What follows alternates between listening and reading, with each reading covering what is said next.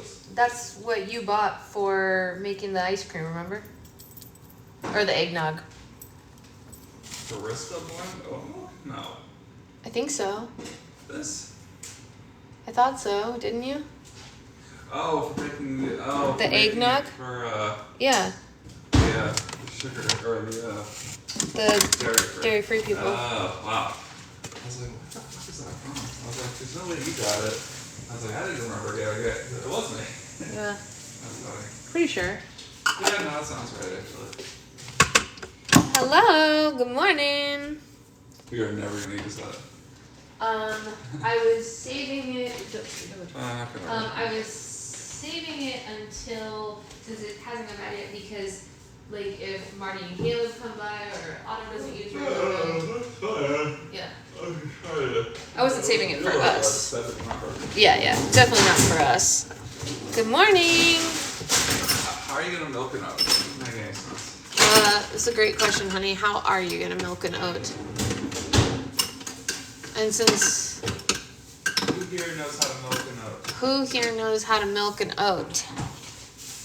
You have a meeting at noon. I cannot miss it. Okay, I wouldn't ask you to. You're asking people to miss meetings? I did not. I did not, would not, could not ask anyone to miss a meeting. What I do need to do... Are we going to go to Costco? Because they sell this at Costco and I could buy it there, but if we're not going to Costco, then I will order it online because we're running out. I don't really need anything else at Costco. Okay, then I'll order it on Amazon. Do you think anything else we would get from there? Just the same stuff we got last time, pretty much. What did we get last time?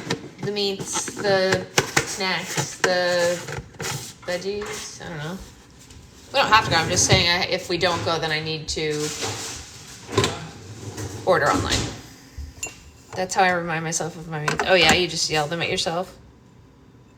Where in the world do you live? Because it's not morning where I live. Well, I have great news for you. The world is vast, and some places are having morning right now, and some places are having afternoon right now, and some places are having night right now. It's so good. The whole world is a circle, and they just go round and round, and they go over and over and over again. So it's a sphere. It's a sphere, and it goes round and round and round, over and over and over again. You're not gonna answer. I'm in California. Los Angeles. A lot of people had already answered. But it's always surprising to me how many people are shocked that I'm in a different time zone than they are. Oh no, Danielle. Where you live That's not is good. an important place. Yes. Wherever it is. Wherever you are, I'm sure it's phenomenal. I just am not there. I'm just not there. And that's okay. You're British? Well, then it was morning for you pretty recently. And yeah, that's not that different. I have friends who are in Australia. I have a Slimer friend who's in New Zealand. When he comes on my lives, it's the literal opposite. So much the milks. Yes, I have all the milks. I always have all the milks. Good morning, Amanda. Amanda, are you getting excited for Super Bowl? Are you going to watch with us? Watch party? Watch party. Should we have a Super Bowl watch party, you guys? We'll eat snacks and we'll talk about Runny Boys and Kicky Boys. There's been no games recently, so we haven't had any chance to talk about the Runny Boys and the Kicky Boys.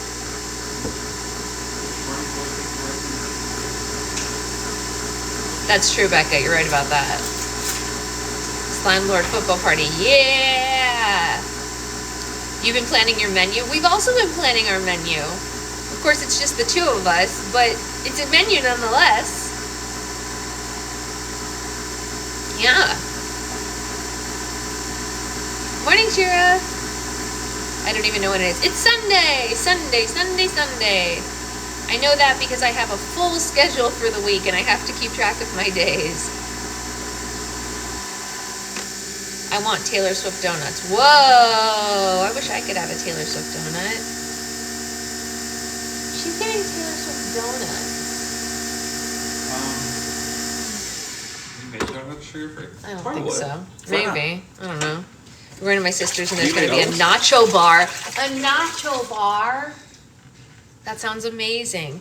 I was trying to text you before book club and show you. Oh, okay. Well, I'll check it right after, Shira. I will check it right after. A nacho bar. I like the sound of a nacho bar. But what's in a nacho bar? I don't, like, after you get past like some salsas and cheese, you're basically. I think it probably just gives you all the topping options where you get to like do it yourself. Kyle's dad's making a chili bar, like kind of like a mashed potato bar, you know? I don't get mashed potatoes bars. Doesn't make any sense to me. I went to a wedding once that had a mashed potato bar at it, and honestly, it was the highlight of the wedding. The wedding itself was pretty lackluster, but the mashed potato bar was great. It was a Polish wedding. I didn't understand much. I'm not gonna lie. That's the highlight. It wasn't very wedding. What? Mashed potatoes were the highlight of the wedding. Yeah, but the mashed potato bar, they served in martini glasses, and you got to add whatever. It was so great. What did you have? You didn't like gravy. No, but I added sour cream, and I added bacon bits. What if people are allergic? It was hundreds of people. It was a big wedding. Too big. All right, bye, Shira. I don't know. Is anyone allergic to sour cream? People are allergic to weird stuff, babe. Yeah. You can make mashed potatoes without dairy. You did a baked potato bar for your son's birthday? That sounds fun. I like it. Hey, Julia, sour cream is one of my favorite foods. Me too. I'm a big fan of sour cream. Do you need the milk anymore? Or something like that?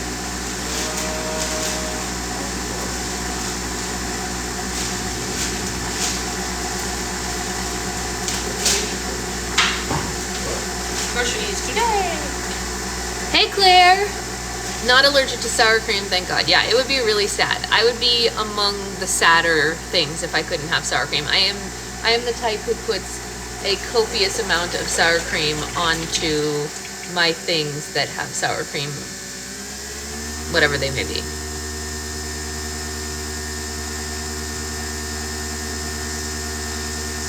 I do. We're back to the Beetlejuice cup. He is allergic to any vinegar-based sauce, so it could be a preservative. Oh. I like Greek yogurt as a sour cream substitute. I am okay with Greek yogurt as a sour cream substitute, but I really love sour cream. Greek yogurt is good. Greek yogurt is great. That's why I said I'm okay with it as a substitute, but I would prefer to have sour cream. But if I'm making a sauce or something that calls for sour cream, you can use Greek yogurt and not know the difference. My hair is such a vibrant red. It's true. I agree, Liz. Like, technically, no. My dad literally made baked potatoes the other day, and I would have been sad had we not had sour cream. Yes, I agree. So, that's the whole kit and caboodle.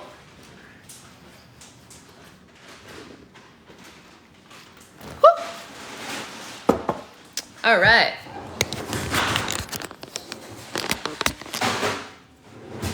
Secret boyfriend put the guitars back. That's where the tree was, so we hid the guitars for a little while we had the tree, but now the guitars are back. Hooray, music. We love to see it. Okay. Time to get comfy.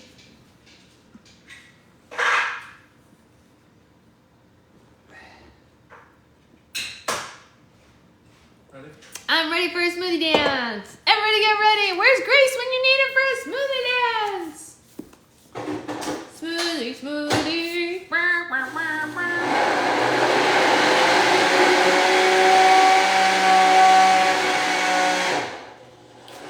Smoothie. That sounded incomplete. It is.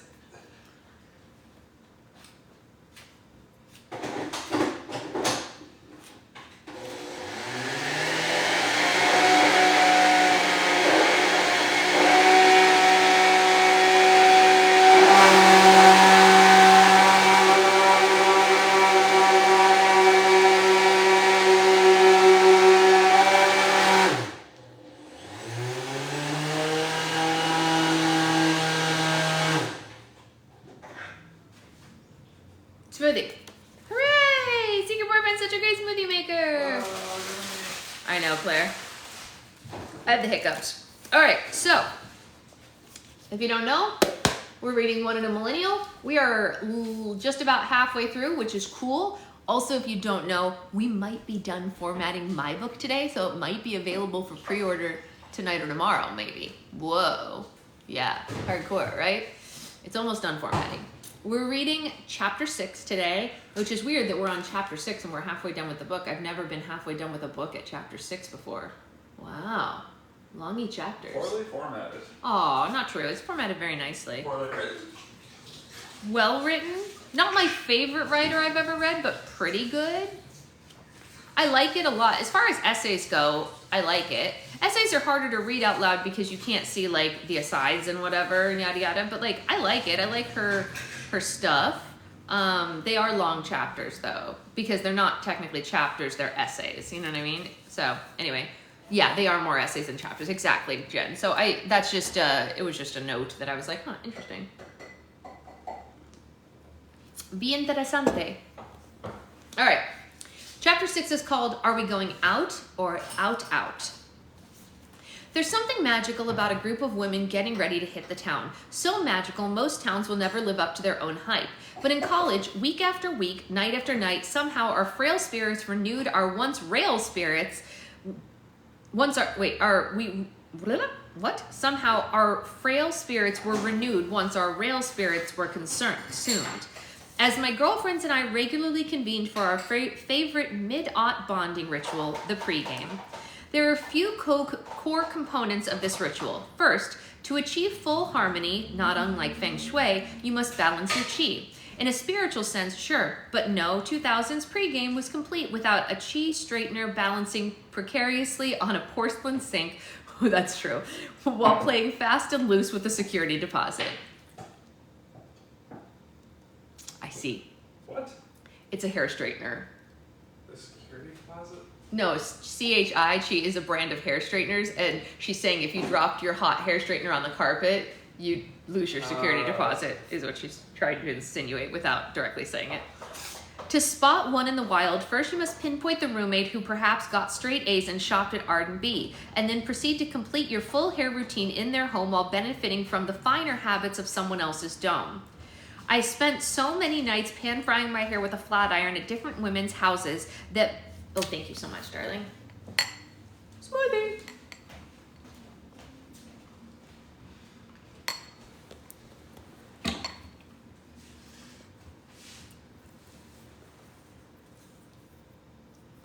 That sounds good, Becca. I spent so many nights pan-frying my hair with a flat iron at different women's houses that my noticing how differently they were hazardly left on is quite literally the pillar upon which my entire career stands.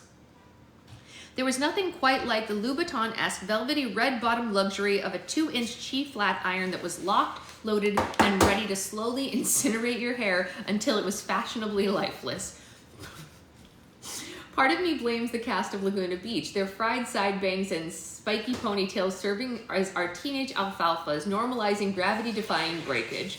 But another part of me has no one else to blame but myself for my general proximity to high heat in the name of beauty throughout my adolescence. From flat irons to tanning beds, it's like I slowly spit roasted the youth out of myself to be more appealing, only to emerge in a society that told me they preferred the vegetarian option. Harsh. There's something so contagious about the energy contained within the walls before you venture out to face the world. For tonight, we aren't regular girls, we're party girls. We aren't just going out, we're going out. There are different things. We need never waste a chandelier earring when there's not a second location, ladies. You see, going out, you might wear jeans and a top, but going out, you'd wear jeans and a different top. For casual apartment hangs, you might straighten your side bang, but to go out to a bar after, you might feel like teasing it straight back into what we called a poof, which was basically 1/8 of an updo. It was about elevating your look with metallic accents, and in college, we departed from sterling silver and started to mix metals in an attempt to get male with various vermilions. Whether going for the gold braided belt, a silver stack of bangles, or caking bronze makeup on your face, Unlike all the Olympics, all 3 medals worn meant you were qualified for going out to a first, second, and or third location. I used it. I did the poof. I think it looks okay with me. Wait, what about Sasha? Mommy, what? Oh, hi, Ellie. Hi, sweetheart. Do you see we have a pink book? Ooh, pink is Sasha's favorite. Pink book, pink shirt, rainbow hair. Once it was determined we were hitting the town, everybody piled into someone's off-campus housing, turned on the iPod shuffle, and I'd wait until I no longer felt like myself while imbibing liquor from the lowest of the bottom shelf. Though I want to be clear, I do not endorse nor celebrate the binge drinking part of nights like this. It was weirdly part of the collegiate culture and seemed normal, but the alcohol was mostly a downer for me, and we will discuss, a symptom of a larger problem. Little thing. She has a pink tablet and you're reading a book. She's acknowledged you and moved on. Great. So random. Aside. Jesus, take the banana peel. When I first started drinking, I had to learn some lessons the hard liquor way, and one of the worst was after a night that I mentioned in chapter 5 when I did a keg stand in a dress. I was so hungover the next day that I lied to my parents for one of the first times, saying that I ate a Rogue Smokehouse turkey sandwich at Panera Bread. I can't believe I would throw a good friend under the bus like that. Panera deserved better. Thankfully, they left to go somewhere for the day, and I rethought my life decisions as I sat on my playroom couch feeling like my grace is gone, like the DMB song that I just downloaded on LimeWire, especially after I threw up on myself after seeing a commercial for the show Bananas in Pajamas. I realized at that moment why I was so sick. The very sight of dancing bananas made the contents of my stomach want to split. It was because the night before I had been introduced to a beverage called 99 Bananas, the official drink of people who don't know better and will never do it again. That shit was bananas. When you first start going to parties and people are underage, you don't realize the booze choices aren't normal. Your beverage options are who's who of things stolen from liquor cabinets, and I'm not sure we understood the difference between liquor and liqueur. I'm guessing that I thought it was a matter of personal preference based on how rich you wanted to sound, like how some people pronounced Ralph Lauren like they're addressing their friend Lauren or Lorraine, and emphasized the last syllable. To this day, I'm not sure which is correct, but I know we would be wrong to believe mixed drinks meant that you mixed drinks together. That's funny. Aw.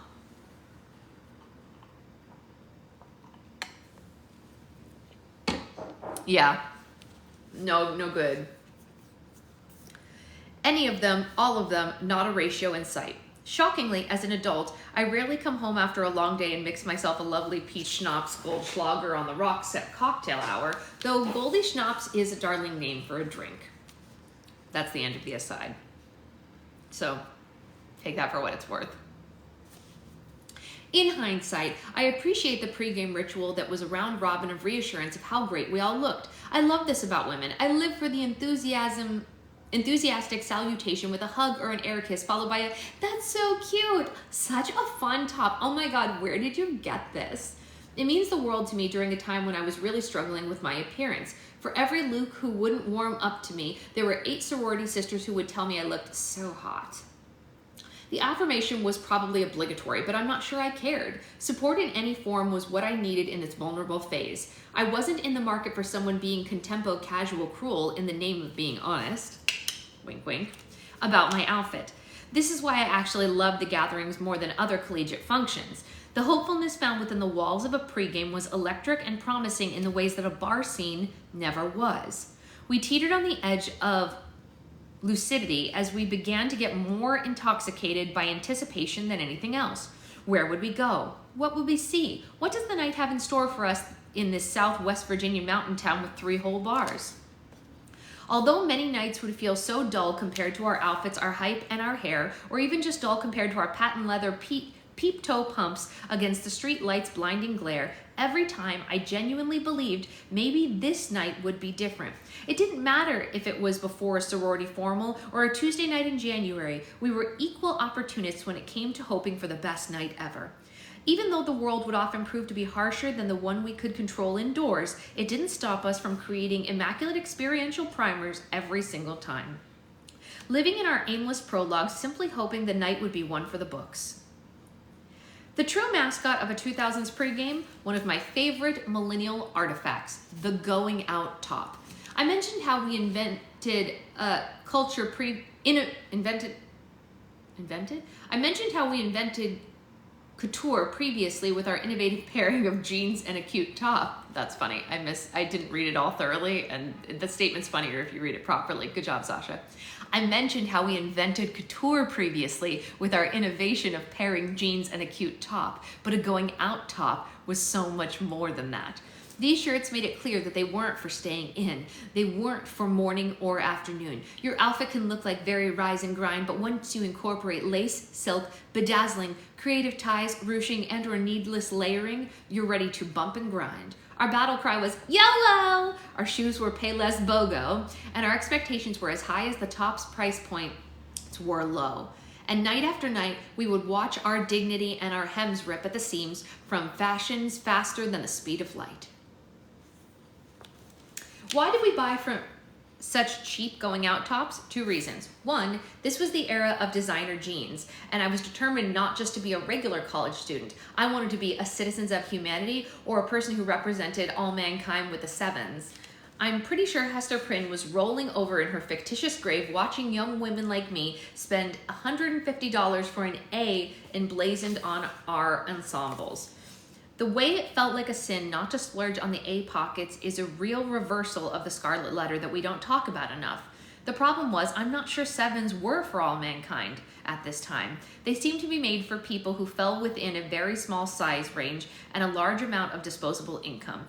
But on theme with this book, I felt included and I wasn't asking questions. And while I didn't have the money, I finally felt the right size. As a tall kid who was always stuck with the inadvertent clam diggers, the added length of the designer pant leg was a major fashion breakthrough for me.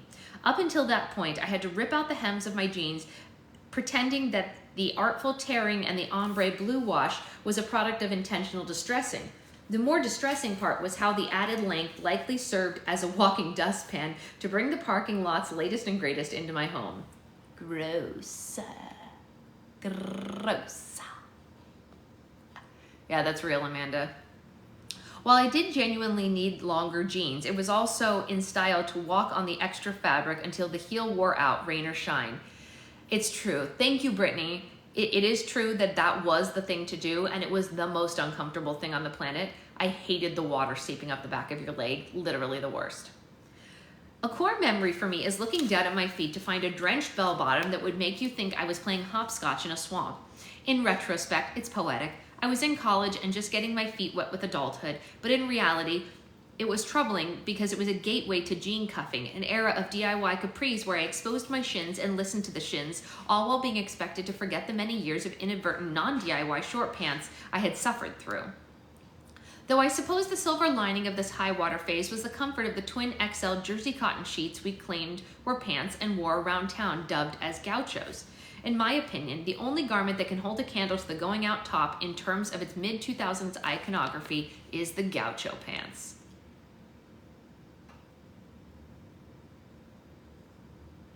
Gauchos were a time. Gauchos were like buying curtains you didn't measure correctly and then wearing them on your thighs. Even though they have some aesthetic overlap with a culotte, something about a mid-2000s gaucho look is so delightful, overtly underflattering, and almost empowering. I did not buy gaucho pants. Not a fan, never. No, I did not do it. Not unflattering because of our bodies, but because these cartoon pants seemed not to be made for human women. However, we were so comfortable, we made it work. It was the innovative center of a Venn diagram where we saw the opportunity between pajama pants and a pant that was acceptable to wear outdoors. Gauchos were basically the jersey cotton fashion lemon we wore before Lulu, but honestly better because these crop windsocks were never made for the male gaze. They were ours. So few things are, and they deserve our celebration. I hope to see a pair in the Smithsonian someday. Although I had convinced myself that I needed a pair of 7s to be considered a 10, the jeans only covered half of the necessary going out outfit. The problem was, by the time I devoted all my part-time earnings towards a single pair of tastefully flared out bootcut denim, I had roughly $10 left for a shirt. Enter the cheap going out top and its omnipresence on the clearance rack at Forever 21, Charlotte Russe, Wet CL Express, H&M, and the list goes on.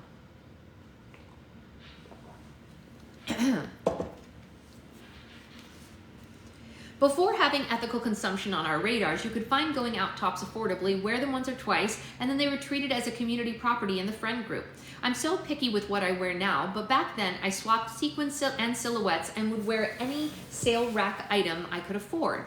I'd take a halter, a tube, a tank, billowing, asymmetric, tunic, bubble, sky, pendulum, anything I could get my Lohan-inspired OPI Linkin Park After Dark painted paws on to elevate my denim from day to night. This is a real full circle moment for me as I sit here quite literally writing this in Chicago's Linkin Park After Dark. I feel proud of how far I've come, but I still think I should be forced to repent for the money I spent on a pair of denim a mall salesperson assured me would be timeless. Pretty sure I never need to cut open a pair of True Religions and count the rings to count its rings, babe, to know that a bedazzled fleur-de-lis would immediately backdate me to 2006. I blame Fergie. The second reason we gravitated towards cheap going out tops, the perils of outfit repeating following an over-documented evening. This was 2005 to 2009, aka the heyday of Canon's point-and-shoot paparazzi, and many of us felt a sense of urgency to document commonplace social functions with exhausting detail. As a result, it felt like your top was immortalized by the internet, making it harder to invest in pricier, long-term items without feeling bored of your ensemble. I know. Landfill, party of one.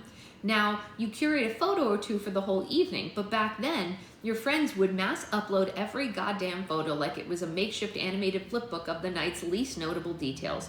Social media wasn't the highlight reel it is today. It was more like the bad ongoing CCTV footage captioned with inside jokes. No accidental pocket photo, duplicate, or legally questionable photo of a person underage beer bonging went undocumented, much to my hungover horror. Though I will say there are a few more character building things than waking up to an email that says, "You've been tagged 63 times in so-and-so's album because the party starts till I walk in." And then proceed to super soak your computer with requests to untag yourself. This lack of curation makes me laugh nowadays, especially because so many people pride themselves on being unfiltered. As a millennial woman, I'd like to say, I'll see your curated version of unfiltered and raise you to an era where literally no thought whatsoever went into what we put on the internet. We thought it was temporary, not that it would impede us from being able to run for office someday. I'm grateful to my sorority for taking down the photos of us underage that weren't exactly framers. As badly as I wanted to show my grandkids that one time my team won Flip Cup tournament at Derby Days. Aw, good morning, baby Autumn.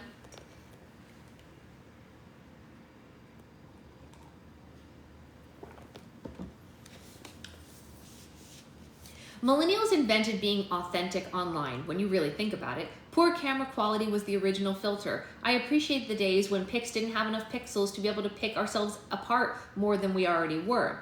I like that we were forced to be present. We couldn't upload in real time with our flip phones that were separate from our clunky cameras that dangled from our wrists. Even though some had that contemporary T-Mobile sidekick, or felt sharp as hell with a Motorola Razr, I really think this lack of technological advancement took the edge off the added pressure of needing to broadcast how much you're having fun live. Now I often feel like I'm captioning moments I want to share before they're even captured.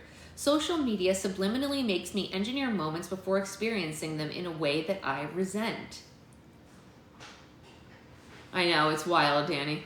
Sidekicks were amazing. I have said it before and I'll say it again. I'll miss the sidekick till the day I die. That was the greatest phone ever invented. However, it still had downsides. Now we have content-centric social media models instead of people-centric ones on platforms like TikTok and Instagram. We passively consume strangers' content and ours can be delivered to them too. If we want to monetize the platform, we're more incentivized to serve the consumer than ourselves. But in its early days, there was no cash to be made or followers to be gained. It mostly existed to tell everyone you know that you were living the dream. Our pre-games were fun and supportive, but also served as photo shoots for how we would perform our lives to the rest of the world, wanting to capture our outfits in peak form before we got more disheveled as the night went on. Sometimes I wonder what college would have been like without Facebook albums, which were added to the interface during my freshman year. It was hard enough to compare yourself to people in person, but with the advent of social media, it became an exaggerated performance, and I bought it. The college version of popular girl handwriting was copying the style of an unbothered party girl. Her online presence was so persuasive, it was almost like being sucked into a pyramid scheme. Aside coming with that. Specifically, when I became interested in Greek life, the way that sorority girls posed for photos, it was kind of like witnessing an MLM trying so hard to sell PNMs by peddling faux best-case scenarios in the form of mobile uploads, convincing you to join their team of their totally attainable collegiate party girl dream. And this is so random. It's another little aside. Online downline. Female beauty and body standards have always been like a multi-level marketing scheme, and we're all constantly in the downline of what's popular online, whether we like it or not. On social media, a handful of people set the trends. They trickle down, and we slowly but surely join their team based on being influenced by their edited, semi-unrealistic routines.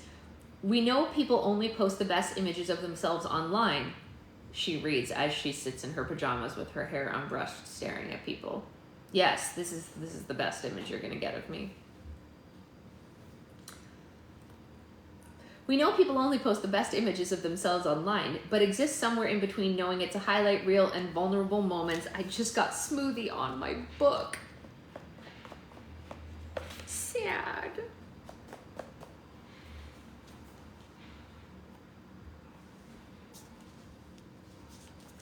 Then it becomes an ongoing cycle where we buy similar products and mimic their behavior because that's what gets engagement, even though very few make it to the top. While we moved on to an era of more transparency in how we communicate and share our stories, unrealistic beauty and body standards are still alive and well in many corners of the internet.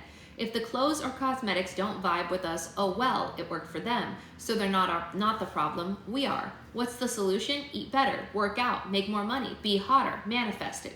And that's all that's standing between you and the influencers at the top who are living the dream by performing that they are just like you. So what's your excuse?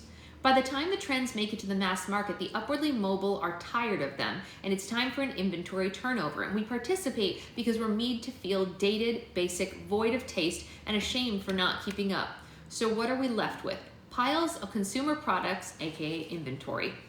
What do we buy more of? Inventory. For what reason? Our unmet potential. I'm not sure our drawers of leggings or skinny jeans or stockpile of cosmetics and serums we were influenced to buy and then grew tired of are all that different from the MLM Huns being stuck with old unsold inventory and sunk costs. Woof. Glad I don't do that stuff.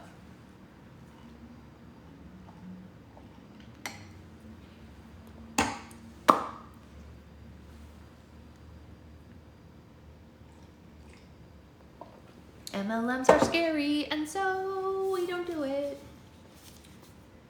One reason I zeroed in on Facebook albums of party girls was because I was confused about why I wasn't having as much fun as everyone else. The reason I kept going out and then out every night was to chase the best days of my life I was told I should be having but wasn't experiencing. When I got to a big college with 30,000 undergraduate students, I was in disbelief at how they were endless seas of young women, each more gorgeous, brilliant, and fun-loving than the next, who seemed to have unlimited funds for trends that churned faster than my DIY skills could attend. I didn't realize I got all my confidence in high school from a specific group of people, and without their support and approval, I floundered. I didn't have a skill, a sport, or a grounding source of spoon-fed companionship and belonging, and my grades were average at best. So it seemed like partying and getting into Greek life was the leading option for finding identity. And while I made new friends and I had so many fun moments, I experienced a lot more rejection and isolation than I did back home. And it wore on my mental health and body image in a big way. These are two common issues to deal with, but there was something unique about the 2000s that exacerbated circumstances involving self-esteem. It was an era of harsh beauty and body standards. Minimal mental health conversations and maximum online performance were very new to being on the receiving end. Facebook albums were like the 5-star notebook that showcased PGH, and as my confidence depleted, I fixated on how I could mimic the style of everyone who seemed to be doing so great.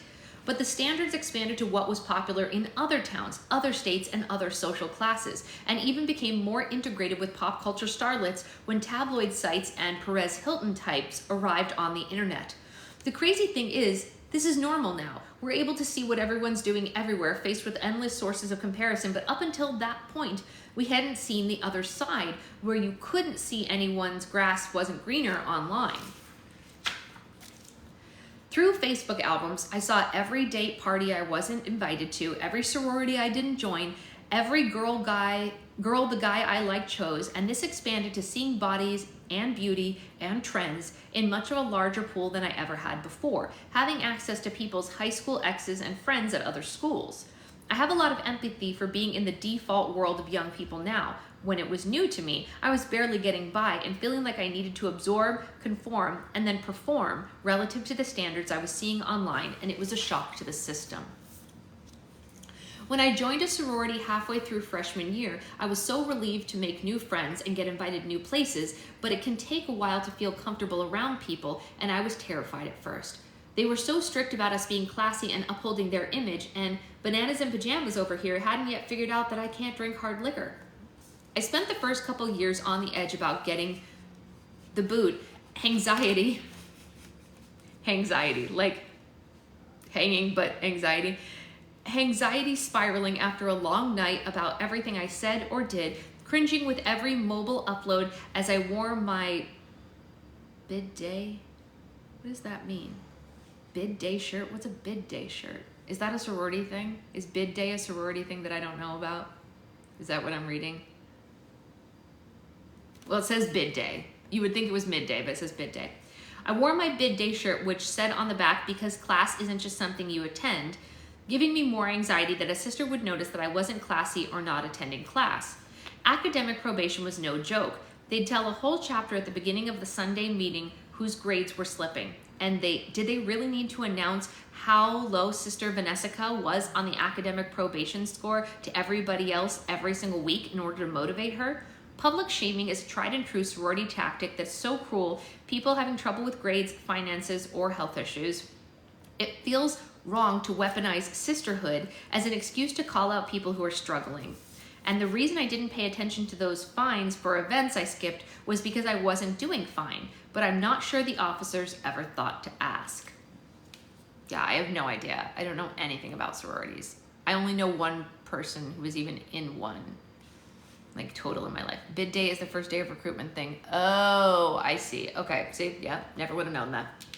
All right. When I'd try sorority MLN Hun on for size, I'd appear as a super confident and social person, posting photos of us hitting the town like I was going out of style online, doling out motivational self-help captions like my inventory of good feeling wasn't falling apart and defective. But when I could curate the experience on my end, the new evangelizing I was doing instead of Christ giving me strength was my Philippians 4:13. You're only as strong as the cocktails you drink, the tables you dance on, and the friends you keep.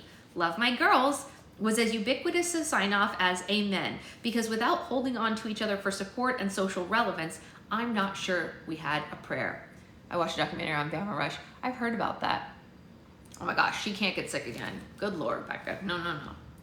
I love being in a big sorority and I love my friends. Many are some of my closest friends to this day. But at the time, I incessantly compared myself to them, carefully surveying their eating and workout habits, asking questions about how they landed a boyfriend over condescending meals of cottage cheese.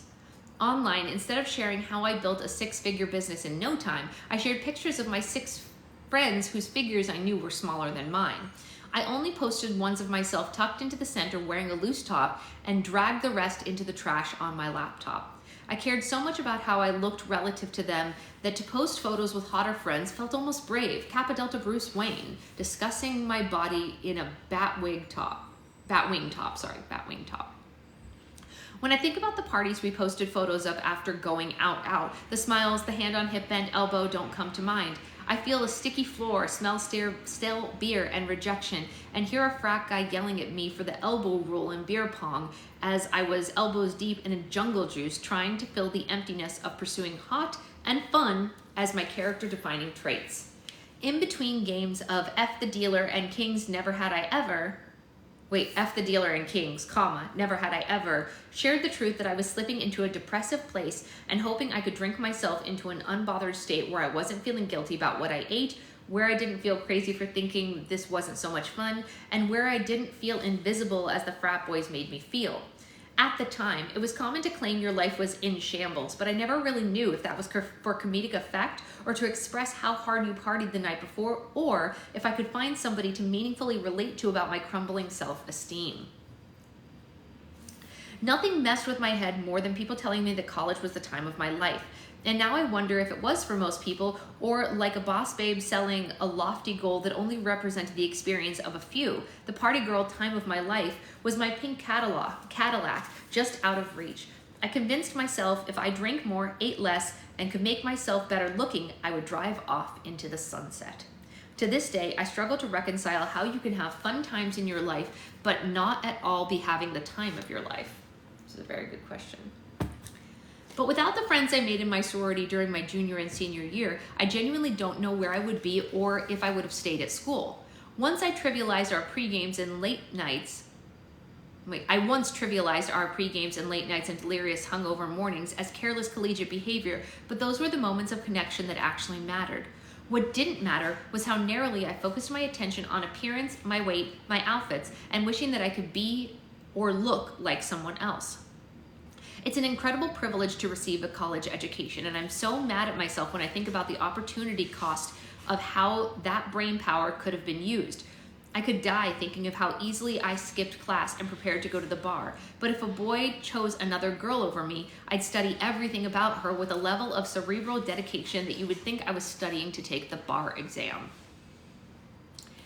My self-esteem issues in college were partly self-inflicted and partially a function of the opinions of those around me, but compounded with how the 90s and 2000s were disproportionately hostile towards women, it's no wonder that a lot of the misogyny became normalized in my mind, and I'm sure many other millennials as well.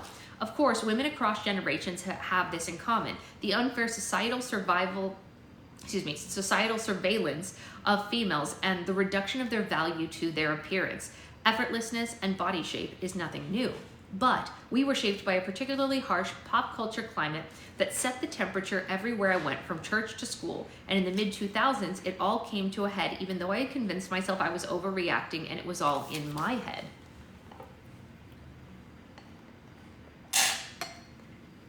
Sorry. It's hard to maintain a sense of self-worth when you get mixed messages about what makes you valuable as a young woman from the outside world. At church, my value was allegedly my virginity and purity, but with boys my age, it was hotness and how far I was willing to go. And then the tabloid media, women were only talked about if they were losing weight, got a boyfriend, or feuding with a friend, or stumbling bleary-eyed out of Ledoux.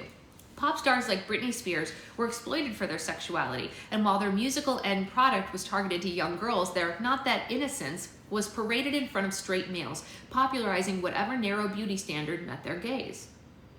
Watching the media debate these young women was incredibly confusing. You had to pretend to be wholesome, you didn't want to be called a slut, and you had to suggest that you were open to exploration but not too much. You had to dress in a way that men found appealing, existing only for their pleasure, while being denied a right to your own if you pursued it too openly. Whether you were withholding something like Jessica Simpson or too dirty to clean up your act like Christina, your sexuality was sold and publicly surveyed regardless of sentiment, and the message was clear. We were to be sexualized without our consent, no matter what. Even if a crime was committed against me, the media taught me that I should be the one feeling guilty. If a woman was assaulted, it was followed by what was she wearing? How drunk was she? From what I observed, drinking too much alcohol was a means to justify a man's behavior, but for a woman, it seemed like it was a means to justify what had been done to her. I never heard power or authority discussed in the context of how it can be abused to coerce and harass women. It was weaponized as something women chased for personal gain. Monica Lewinsky wasn't the victim of predatory abuse or power by an authority figure. She was a punchline, a temptress. If a celebrity had a sex tape or nude photos leaked, they weren't victims of a sex crime, they were asking for it and attention seeking.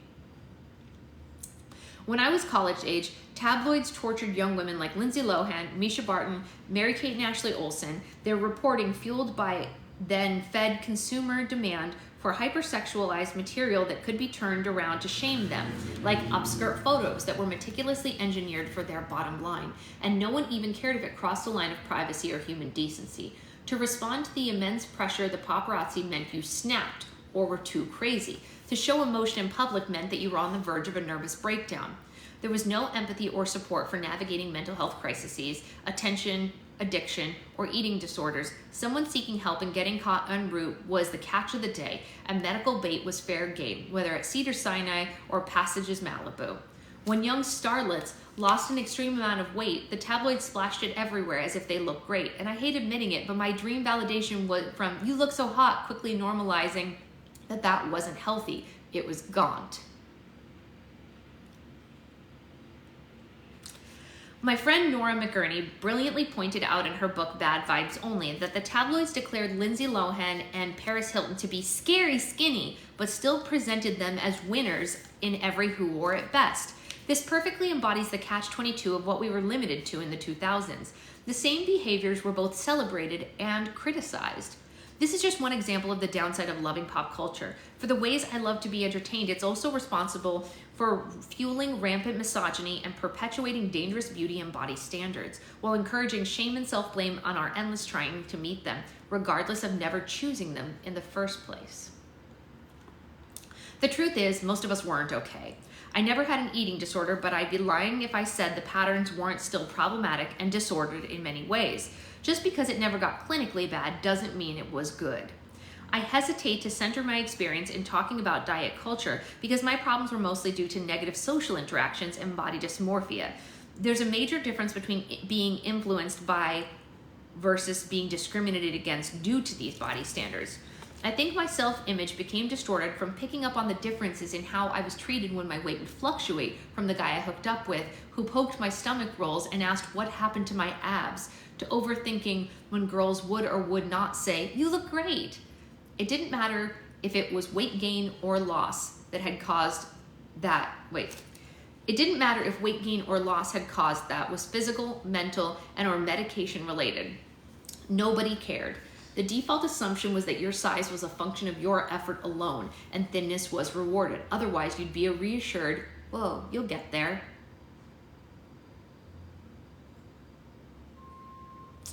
I think part of the problem was my vague proximity to the conventional standard of beauty at the time, and noticing I could get the feedback I'd always dreamed of, but only when I lost weight, barely ate, and dressed a certain way, had fresh highlights, was tanned, talked less, partied more, aka all things that were at odds with my verbose, turtleneck-loving Irish core. When I wasn't meeting all these allegedly attainable standards, I'd spiral into self-loathing because it meant I was lazy, not trying hard enough, or had let myself go. What actually was happening was my body had been adjusting to a different life phase. It makes sense to gain weight when you stop playing sports that involve two-a-days, your meal options are buffets, and you convince yourself that hydrating via Gatorade you mixed with Aristocrat vodka at pregame. I don't know what that is, but it doesn't sound good.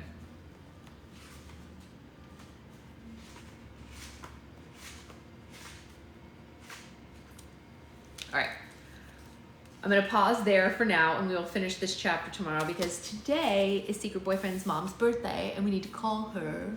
So we're going to go eat breakfast and call his mom, which is a lovely thing to do, and we will finish that tomorrow. It's a harsh chapter. It's a harsh chapter. Anyway, yes. Hi, Grace. So I might be on Make Slime later. I don't know. I'm still working through customs and videos and stuff. So I got to do that. But if I finish the formatting of the book later, I will let you all know when it's up for pre-order and all that jazz. We ordered all the promo materials yesterday, like bookmarks and postcards and all that stuff. So yeah, good things. I will see you all later. Bye, guys.